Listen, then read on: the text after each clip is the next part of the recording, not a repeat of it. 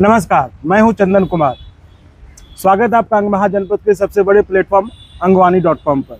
आज हमारे साथ वो महिला शख्सियत है जिसको पूरे देश ने देखा। कौन बनेगा करोड़पति के शो पे राजस्थान की महिला सरपंच नीरू यादव, जिनकी कहानी अमिताभ बच्चन ने भी देखी और खूब तारीफ करी केबीसी पे, और पूरे देश ने तो देखा ही। तो कैसे उन्होंने अपने समाज में, जिसको कहते हैं कि राजनीति या सरपंच एक पुरुष प्रधान समाज है, वहाँ पे इन्होंने अपनी एक पहचान बनाई और लोगों के बीच लोकप्रियता पाई अपने कामों से। और इनको ये जानी जाती है हॉकी वाली सरपंच के नाम से। तो अमिताभ बच्चन भी जब ये सुने और जब इनकी कहानियों को, जब उनकी टीम ने, केबीसी की टीम ने जब इनके गांव से वो वीडियो मंगवाया था कि वहाँ पे ये कैसे काम करती है, तो अमिताभ बच्चन भी तारीफ करते नहीं थके उस शो में, आपने देखा ही होगा। तो हमारे साथ वही नीरू यादव जी हैं और हम उनसे बात करेंगे कि नीरू यादव जी ने वो बदलाव और इस मुकाम को कैसे हासिल किया अपने जीवन में। स्वागत है नीरू जी। जी बहुत बहुत धन्यवाद आपका। सबसे पहले तो मैं बता दूं कि मैं सरपंच हूँ।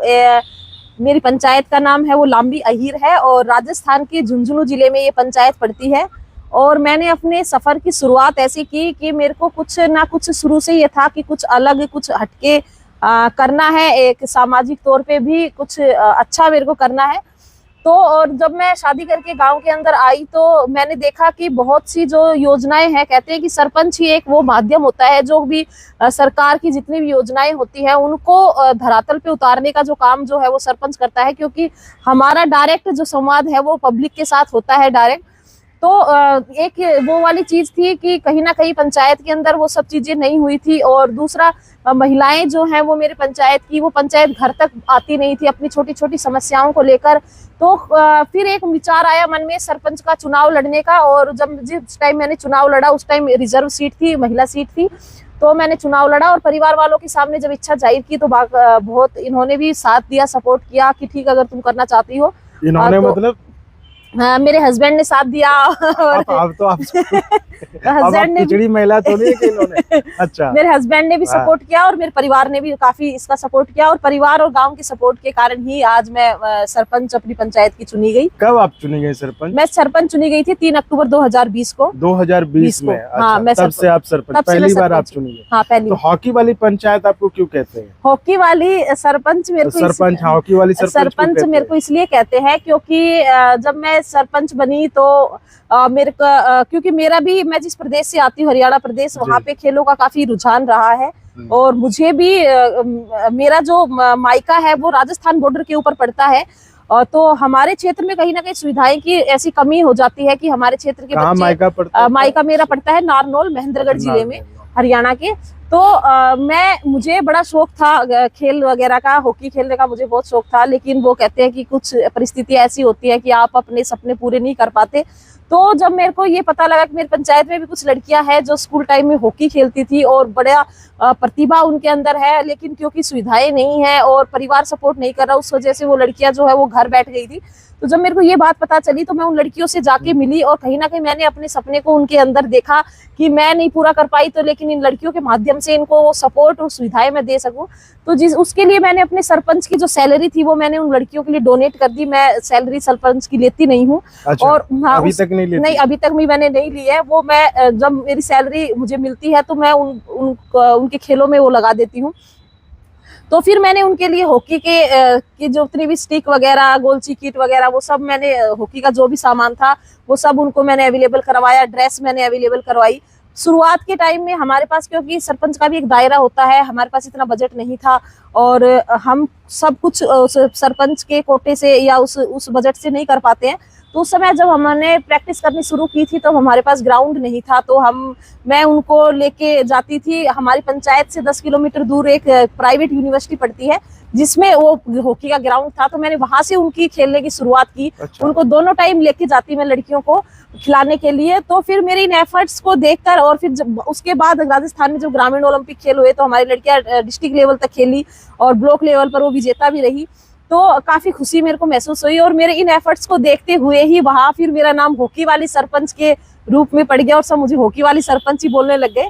तो ऐसे ही मेरा नाम पड़ा। तो आप क्या ये जो सुविधा प्रदान करती हैं लड़कियों को, वो क्या सिर्फ आपके पंचायत की लड़कियां या आप बाहर वालों को भी देते हैं? अभी मेरे पंचायत की लड़कियां हैं, लेकिन अब हमने अपना दायरा जो है वो बढ़ा दिया। बढ़ा दिया। आसपास के गांव की लड़कियों से भी मैं अब संपर्क करती हूँ। तो और अभी- हमने अपनी पंचायत में ग्राउंड बना लिया है हॉकी का, क्योंकि पहले ग्राउंड था नहीं। अब अच्छा, हमने अपनी पंचायत में आपने बनवाया? हाँ, हमने अपनी पंचायत में हॉकी का ग्राउंड बना लिया है। एक हमने कोच भी रख लिया है जो दोनों टाइम लड़कियों को तैयारी करवा रहा है। और अब हमने आसपास की जो गांव की लड़कियां हैं उनको भी बुलाना शुरू कर दिया कि आप भी आइए और खेलिए। तो कितनी लड़कियां होंगी जिनको कि आप ट्रेनिंग और जिससे उनको सुविधाएं आप दिलवा रही हैं? 20-25 लड़कियां हैं जो अब पंचायत फिलहाल की है? हाँ हॉकी अच्छा। खेल रही हैं। और भी लड़कियां बाकी आके ये कहती, पहले लड़कियां फील्ड में आती नहीं थी, पेरेंट्स भेजते नहीं थे। अब आगे से आके लड़कियां ये बोलती है कि हमें भी हॉकी खेलना है, हमें भी हॉकी सीखनी है। ये तो नहीं कहती कि हमें भी सरपंच बनना है आपकी तरह? बिल्कुल, अगर कोई बनना चाहती है लड़की तो बिल्कुल सपोर्ट करेंगे, बनना भी चाहिए। हमें जब सरकार ने, हम 50% की आबादी में, और जब सरकार ने हमें 50% रिजर्वेशन अब दिया है तो हम क्यों पीछे रहे। हम बिल्कुल, अगर कोई लड़की सरपंच भी बनना चाहती है तो मैं तो बिल्कुल कहूंगी वो जरूर बने। आपके बारे में हमने बहुत कुछ सुन रखा था कि आपने जो है उस पंचायत में अब बहुत सारे महिलाओं के लिए, महिला अधिकार के लिए आपने बहुत सारे काम किए हैं। तो बेहतर होगा आप खुद बता देंगे कि जो 3-4 काम जो आपने मुख्यतः किया महिलाओं के लिए और उससे जो उनके जीवन में बदलाव भी आया। देखिए, एक तो महिलाएं, मैंने पहले भी आपको बताया था कि पंचायत में अपनी भागीदारी नहीं देती थी। जब मैं सरपंच बनी उसके बाद मैंने महिलाओं की सभा करना शुरू किया। और उनको अब ये है कि कोई भी अगर महिलाओं को किसी भी प्रकार का कोई काम होता है या कुछ होता है तो पंचायत घर में खुद आती है, खुद अपना काम करवाती है। ये पहले नहीं आती थी। पहले अब हम, जैसे हम महिला दिवस भी मनाते हैं, अब हम महिलाओं के साथ में सभा करते हैं। किसी उसमें महिलाएं रहती हाँ, उसमें महिलाएं रहती है, बल्कि बढ़ चढ़कर भाग लेती है। अब वरना पहले, अब महिलाएं ये कहती है कि हमें तो कभी कोई पूछता ही नहीं था, कभी हमें तो ये नहीं पता था, सरपंच से हम तो कोई अपनी बात ही नहीं कह पाते थे। अब उनकी कोई भी समस्या होती है तो खुद डायरेक्ट चल के आ जाती है। इतना उनको एक सपोर्ट मिला है कि हम अपनी समस्या खुलकर बोलती है। शौचालय, जैसे पंचायत में मैंने बहुत सी महिलाएं जो बाहर खुले में शौच जाती, उनकी समस्या को खत्म किया है। शौचालय मैंने पंचायत में बनवाए हैं और अब हमारी पंचायत में कोई भी व्यक्ति जो है वो खुले में शौच नहीं जाता। खुले में शौच नहीं जाता। और हमारी पंचायत जो है वो बिल्कुल बाल विवाह मुक्त पंचायत है। 18 साल से कम की किसी बच्ची की शादी जो है हमारी पंचायत के अंदर नहीं होती। नहीं, तो ये क्या आपने नियम बनाया या गांव के लोगों को आपने समझाकर इस बात के लिए तैयार कर लिया है? नहीं, हमने गांव के लोगों को समझा के इस बात के लिए तैयार कर लिया है कि बच्ची की शादी, वो जितना पढ़ना चाहती है उसको हमें पढ़ाना है। और बच्ची की शादी के लिए बिल्कुल भी जल्दी नहीं करनी है। 18 साल से पहले तो बिल्कुल भी नहीं हमें शादी करनी है। दूसरा, एक मेरे गांव में एक समस्या थी, महिलाएं सर पे पानी भरती थी। मतलब जब से गांव में गांव था, बसा था, तो एक मोहल्ला ऐसा था जिसकी महिलाएं बड़ी परेशान थी सर पे पानी भरने से। तो मैंने एक तो उनकी वो परेशानी का, सर में पानी भरने का मतलब पानी दूर से लेके आती थी, दूर से सर पे घड़ों में भर के, हाँ, वो उसमें वो पानी लेके आती। तो वो बड़ी समस्या एक उनकी वो थी। उसमें क्या किया? उसमें फिर मैंने उनके उस मोहल्ले में पानी की टंकी बनवा के और उनके घर घर नल पहुंचाया मैंने। तो उनके सर से मैंने जो पानी का घड़ा जो उतार दिया मैंने, तो उससे भी वो काफी बहुत ज्यादा वो खुश है कि हम बहुत सरपंच बने लेकिन किसी ने हमारी समस्या पे ध्यान नहीं दिया। लेकिन जब तुम सरपंच बनी तो तुमने मैंने उनसे वादा किया था कि आपको पानी भर के नहीं लाना पड़ेगा, मैं आपके घर पे नल पहुंचाऊंगी। तो ये जब किया तो वो बहुत ज्यादा इस बात से खुश हुई कि हमारी समस्या को खत्म किया। दूसरा, लड़कियों की शिक्षा की अगर बात करें तो झुंझुनू जो है वो वैसे भी राजस्थान में शिक्षा के क्षेत्र में काफी आगे है साक्षरता की दृष्टि से। लेकिन फिर भी हम इस बात का ध्यान रखते हैं कि हमारी पंचायत की कोई भी लड़की किसी सुविधा के अभाव के कारण ड्रॉप आउट ना करे। मतलब वो क्योंकि गांव में स्कूल हैं वहां तक जाती हैं, लेकिन फिर लड़कियां बाहर जब कॉलेज की बात आती है तो वहां पे फिर वो 12th के बाद पढ़ाई को छोड़ देती है कहीं ना कहीं, फिर वो घर के काम में या इसमें। तो एक इस बात का मैं विशेष तौर पे ध्यान रखती हूँ कि कोई भी लड़की जो है वो ड्रॉप आउट नहीं करे। और हमने अपनी पंचायत के अंदर लड़कियों को, मैंने प्रधानमंत्री कौशल विकास योजना के अंतर्गत, मोदी जी की एक योजना है, उसके अंतर्गत अपनी पंचायत की लड़कियों को जयपुर से मैंने ट्रेनिंग दिलवाई स्किल डेवलपमेंट की। और वो लड़कियां अब जयपुर के अंदर जॉब कर रही है। तो उनके अंदर जो कॉन्फिडेंस बिल्ट हुआ है, उसके बाद पंचायत की और बहुत सी बच्चियां जो है वो आगे आई हैं कि हम भी बाहर निकल सकते हैं, कुछ अच्छा हम कर सकते हैं। तो इस प्रकार का योगदान मेरा जो है वो लड़कियों के लिए और महिलाओं के लिए रहा है। लेकिन आपने एक बात नहीं बताई, जिस चीज की तारीफ जो है मैंने बहुत लोगों से सुना कि आपने ये काम किया। एक जो बहुत पुरानी प्रथा होती थी, उसको शायद राजस्थान में चूड़ा प्रथा कहते हैं, या हम लोग हाँ, कहते हैं, बिल्कुल हम लोग इधर कहते हैं कि अगर किसी की पति की मौत हो गई तो उसके परिवार में ही उसकी शादी कर दिया, तो उसको भी आपने रुकवाया वहां पे? हाँ, ऐसा ये करके? हमारे क्षेत्र के अंदर ये प्रथा मानी जाती है। इसको जैसे चूड़ा प्रथा भी कहते हैं, कहीं पर इसको पल्ले लगाना भी कहते हैं, अच्छा। और कहीं पर इसे जो है हाथ रपैया भी कहते हैं। ये प्रथा है, और इसमें अगर किसी औरत का पति अगर खत्म हो जाता है तो उसे बस सिर्फ इसलिए कि ये घर में ही रुक जाए, और तो घर में ही, चाहे वो शराबी है, उससे चाहे उससे की उम्र से बहुत छोटा है वो, या उम्र में बहुत बड़ा भी है, तो उसके मतलब सीर कर देते हैं, चूड़ा पहना दिया जाता है। तो कहीं ना कहीं वो औरत फिर उस रिश्ते को एक अभिशाप के रूप में झेलती रहती है। और इसमें सिर्फ औरत ही नहीं, इसमें कई पुरुष भी ऐसे होते हैं जो इस प्रथा के शिकार हो जाते हैं कहीं ना कहीं, जो नहीं चाहते। हाँ, जो नहीं चाहते और वो बोल नहीं पाते। तो ये एक प्रथा है जो, तो इसको लेके भी हमने अपनी पंचायत में काफी सारी महिलाओं को बुला के, और एक शॉर्ट फिल्म है हाथ रपैया, जिसको काफी अवार्ड भी मिले हुए हैं, और जिसके लेखक है अरविंद चौधरी जी। उन्होंने वास्तव में इस समस्या को समझा और इसके ऊपर एक फिल्म बनाई जागरूकता के लिए। तो हमने उसकी स्क्रीनिंग जो है वो करवाई अपनी पंचायत के अंदर। अच्छा। तो जिससे काफी प्रभाव महिलाओं पर पड़ा, और उसके बाद जब उनसे हमने बात की और उनसे पूछा गया तो काफी चीजें फिर बाहर निकल के भी सामने आई कि कहाँ कहाँ पर किस प्रकार से ये महिलाएं जो हैं वो इन चीजों से, इस प्रथा के शिकार जो हो रखी हुई है। तो और फिर हमने ये भी समझाया कि हमें अपनी बेटियों को बोझ नहीं समझना चाहिए, क्योंकि कहीं ना कहीं हमारे समाज के अंदर ये होता है कि माता पिता जब एक बार बेटी की शादी कर देते हैं तो उसके बाद जब उसके साथ कोई ऐसी घटना घटित हो जाती है तो माँ बाप जो है वो अपने ऊपर इस रिस्क को लेना नहीं चाहते। तो वो ये सोच के के मतलब बेटियां क्यों नहीं कह पाती, क्यों इसलिए नहीं कह पाती क्योंकि माँ बाप भी कहीं ना कहीं एक बोझ सा उतर गया, इस प्रकार से उसको फील करवाते हैं कि अब दोबारा अगर हम इसको घर लेके आएंगे या फिर, तो वो चीजें क्यों हो वापिस से वो चीजें। तो ये इस मुद्दे पर हमने बात की, और हमने, हमारा प्रयास यही है कि हमारे आसपास के क्षेत्र में इस प्रकार की जो ये प्रथा है वो खत्म हो जाए। तो ये जो आपने काम किया चूड़ा प्रथा वाली, चूड़ा प्रथा मतलब कि किसी की जिम्मेदारी दे देना, हाँ। आपको ना, तो ये तो मुझे भी बहुत अच्छा लगा। मैं खासकर बहुत प्रभावित हूँ इस बात से कि ये महिला, शुरू से हम लोग सुनते हैं कि बहुत पुरानी परंपरा है कि हाँ। अगर होगी मौत तो आप उनको जो है, चाहे महिला की मर्जी हो, हाँ, या ना हो, चाहे लड़के की मर्जी हो या ना हो, आप हाँ, उनको जिम्मेदारी दे देते हो। तो ये तो खैर आपने बहुत बढ़िया। तो लेकिन इन सब कामों में जितने काम आप बता रही हैं, ये तो बिल्कुल समाज को बदलने वाला। तो क्या कभी समाज की तरफ से कोई विरोध या समाज की तरफ से कोई रेसिस्टेंस? देखो, ऐसी चुनौतियां तो खूब आती रहती हैं, लेकिन जब हमने जो चीज करने की ठान ली तो फिर इन चुनौतियों से क्या डरना। तो होता है कई बार पुरुषों के साथ, कई बार इस बातों पे बहस भी हो जाते हैं, टकराव भी हो जाते हैं, लेकिन अब जो चीज करने की हमने ठान ली तो फिर वो हमें करना ही है। जैसे कोई वाकया ऐसा कभी हुआ हो आपने फिर इसको ऐसे डील किया? वाकया तो मेरा ऐसा कोई ध्यान नहीं है, लेकिन हाँ, छोटी मोटी तकरार वगैरह तो होती रहती है। अच्छा। लेकिन उसको फिर हम ले लेते हैं। लेकिन इन सब कामों को करने के लिए मुझे लगता है कि आपको घर से भी सपोर्ट मिलता ही होगा, नहीं तो इतना तो संभव नहीं था। तो घर का कितना सपोर्ट इसमें रहा है? देखिए, इसके लिए आपको घर के लिए, फिर क्षेत्र के लिए, फिर लोगों के लिए भी आपको समय निकालना पड़ता होगा। हाँ, बिल्कुल। तो बहुत हेक्टिक नहीं हो जाता? बहुत ज्यादा हेक्टिक, बहुत ज्यादा हो जाता है, लेकिन उसको एडजस्ट करते हैं। और रही घर की बात, तो मेरे हस्बैंड काफी सपोर्ट करते हैं मुझे इस चीज में, और मेरे ससुर भी काफी मुझे सपोर्ट करते हैं, और परिवार के और भी लोग हैं उन्होंने भी मुझे सपोर्ट किया है काफी। उन्हें भी अच्छा लगता है कि हमारे परिवार की बहू है वो इतना अच्छा जो है काम कर रही है। तो जाहिर सी बात है, अगर ये लोग मुझे सपोर्ट नहीं करते तो शायद मेरा जो ये रास्ता है ये बहुत ज्यादा संघर्ष भरा होता, बहुत ज्यादा चुनौतियां होती।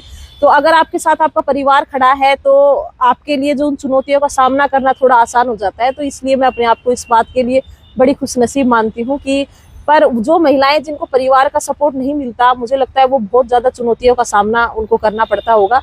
और इसीलिए मैं आपके चैनल के माध्यम से ये कहना चाहता हूँ कि अगर किसी भी परिवार की कोई बेटी है या महिला है या बहू है, कोई भी अगर आगे बढ़ती है, तो उन परिवार से मेरा ये निवेदन है कि उनका सपोर्ट करना चाहिए ताकि वो अपनी मंजिल को पा सकें।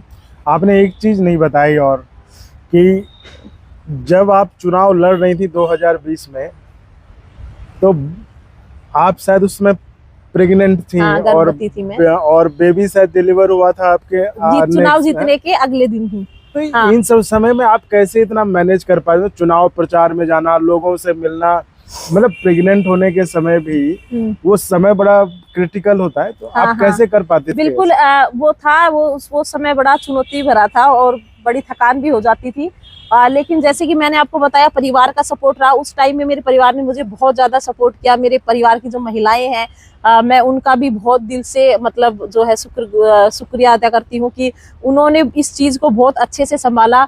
और मेरे से ज़्यादा प्रचार उन लोगों ने मेरा किया, मतलब उस समय पे किया कि हमारे जो घर की बहू है वो इस सिचुएशन के अंदर है। तो मेरे परिवार की महिलाओं का बहुत साथ मेरे इसमें रहा, इसके लिए मैं हमेशा उनका दिल से शुक्रिया अदा करती हूँ कि उस समय पे उन्होंने मुझे बहुत ज़्यादा सपोर्ट किया और इस चीज़ को समझा। और मैंने भी अपना प्रचार किया। लेकिन बस वो कहते हैं ना कि जब कोई चीज़ पानी होती है, उसका जुनून होता है, तो वो जुनून आपसे सब कुछ करवा देता है। तो ये यहाँ तक तो मुझे लगता है आपका करियर जो था वो बहुत ही सफल ही रहा। आगे आगे की कुछ योजनाएं, आगे राजनीति में कुछ बड़े आगे की योजनाएं तो यही हैं कि अभी 2 साल का कार्यकाल मेरा बचा है, तो मेरा सपना ये है कि मैं अपने पंचायत में एक तो स्टेडियम बनाऊं, जो मेरा सबसे बड़ा सपना है मेरे कार्यकाल के अंदर। और महिलाओं के लिए मैं कोई अच्छा एक बिजनेस सेटअप डालना चाहती हूँ जिसमें सब काम करने वाली सिर्फ मेरी पंचायत की महिलाएं और आसपास क्षेत्र की महिलाएं हों, तो उनके लिए ताकि वो आत्मनिर्भर बन सके। ये 2 मेरे सपने जो है। महिलाओं पे इतना फोकस करती तो अपने इलाके के पुरुषों को छोड़ तो नहीं देती आप? नहीं, पुरुषों को मैं छोड़ती नहीं हूँ। पुरुष वैसे हमारे इलाके के बड़े वो है, वो कई बार कहते हैं कि आप महिला, लेकिन मेरे दिल में एक सॉफ्ट कॉर्नर है। देखिए, जब एक पुरुष सरपंच बनता है तो वो कभी नहीं सोचता महिलाओं के लिए। अगर मैं उनके लिए सोचती हूँ, जब मैं आज सरपंच बनी हूँ, और मैं तो मुझे नहीं लगता कि कुछ गलत है, क्योंकि पुरुष तो हमेशा बनते हैं और वो सिर्फ अपने उसके लिए पुरुषों के लिए ही ज्यादा काम करते हैं, उनके बारे में ज्यादा सोचते नहीं है। तो और एक सॉफ्ट कॉर्नर मेरा लड़की और महिलाओं के लिए जाहिर सी बात है, तो अगर मैं नहीं सोचूंगी तो उनके बारे में कौन सोचेगा। लेकिन हम लड़कों के बारे में भी सोचते हैं, उनको भी जो सपोर्ट चाहिए होता है वो मैं करती हूँ बिल्कुल।